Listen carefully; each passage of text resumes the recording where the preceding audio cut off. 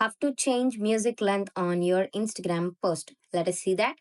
Go to your Instagram, go for the post, and select any of the message, any of the photo or the video that you need to post. And I'm selecting this. Tap on next.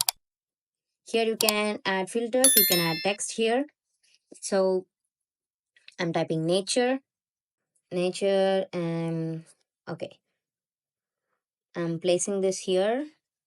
And next, here you can see you can add music. So if you tap on any of the music, let's say I'm going for the blue, and if you need to change the music length, here you can find 30 seconds or the 30 number. If you tap on that, you can change the music duration to 60 seconds, more than 60 seconds.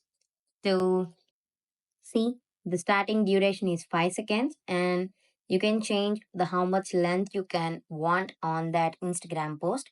Let me say I need 15 seconds. If I tap on done, then the music will be shortened to 15 seconds. This is how you can change music length on Instagram post. Thank you.